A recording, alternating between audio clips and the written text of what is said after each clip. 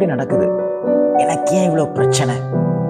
எனக்கு ஃபர்ஸ்ட் இருந்த சந்தோஷம் இல்லை, அந்த மகிழ்ச்சி இல்லை, எனக்குள்ள ஒரு உற்சாகமே இல்லாம நான் ரொம்ப சோர்ந்து போயிருக்கேன் அப்படின்னு சொல்லி ரொம்ப உங்களை குறிச்சு துக்கத்தோடு கவலையோடு இருக்கீங்களா? இன்னைக்கு கர்த்தர் உங்க கூட பேசுகிறார். சங்கீதங்கள் புஸ்தகம் 51ஆம் அதிகாரத்துல 12வது வார்த்தை இப்படியாக சொல்லுகிறது, உமது இரட்சணியத்தின் சந்தோஷத்தை திரும்பவும் எனக்கு தந்து என்று சொல்லப்படுறது.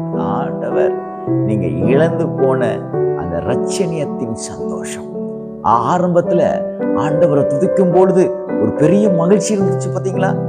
அந்த மகிழ்ச்சியை இழந்துட்டீங்களா? இன்னைக்கு கர்த்தர் அந்த மகிழ்ச்சியை உங்களுக்கு திரும்ப தருவார். விசுவாசிக்கிறீங்களா? எதனால அந்த இரட்சணியத்தின் சந்தோஷம் உங்களை விட்டு போச்சு? தாவீது சொல்லும் பொழுது, அவன் பச்சைபால் இடத்துல பாவம் செஞ்சதுனால தேவன் அவனை அடித்தார். அதனால அவன் கலங்கி போய் இந்த வார்த்தையை சொல்றாரு, ஆண்டவரே, நான் என் இரட்சணியத்தின் சந்தோஷத்தை நான் இழந்துட்டேன், நான் தப்பு பண்ணதுனால நான் மனம் திரும்ப விரும்புகிறேன் என்று சொல்லி அவர் மனம் திரும்புவதற்கு நேராக போகிறார். அதே போல இரட்சணியத்தின் சந்தோஷத்தை நீங்க இழப்பதற்கு என்ன காரணம்? அது உங்களிடத்துல பிரச்சனை இருக்குமே ஆனால், உங்களிடத்துல தவறுகள் இருக்குமே ஆனால், அதை அறிக்கையிட்டு விட்டுவிடுங்கள். அப்பொழுது இரட்சணியத்தின் சந்தோஷம் உங்க இருதயத்தையும் உங்கள் ஆவி ஆத்மாவை நிரப்புகிறதை உங்களால் உணர முடியும்.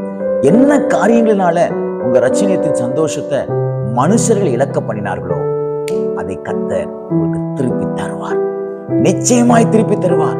ஏனென்றால் நம்முடைய ஆண்டவர் எப்பொழுதும் சந்தோஷமாயிருங்கள், சந்தோஷமாயிருங்கள் என்று உங்களுக்கு மறுபடியும் சொல்லுகிறேன் என்று சொன்ன நல்ல தேவன் அல்லவா? ஆகையால் நீங்க இழந்து போன என்ன காரியத்துக்காக இரட்சணியத்தின் சந்தோஷம் உங்களோட தூரம் போச்சோ அதெல்லாம் உங்க அருகிலே வரும். என்னென்ன காரியங்கள் எல்லாம் உங்க மனதை மிகவும் பாதித்ததோ அதெல்லாம் உங்களை தேடி வரும். எனக்கு அன்பான தேட பிள்ளைகளே, எதையும் குறித்து பயப்படாதிருங்கள், எதையும் குறித்து ஆமென் கலங்காதிருங்கள். கர்த்தர் நீ இழந்து போன எல்லா சந்தோஷத்தையும் உங்களுக்கு திருப்பி தருவார். இன்னொன்னு சொல்றேன் பாருங்க, இந்த இரட்சணியத்தின் சந்தோஷம், இந்த சந்தோஷம் உங்களுக்கு என்ன செஞ்சா, உங்களுக்கு என்ன நடந்தா, உங்களுக்கு எதை கொடுத்தா, எது இருந்தா உங்களுக்கு அந்த இரட்சணியத்தின் சந்தோஷம் வரும் அப்படின்னு தேவன் அறிவார். அதை இந்த நாளில் உங்களுக்கு கொடுப்பார். விசுவாசிக்கிறீங்களா?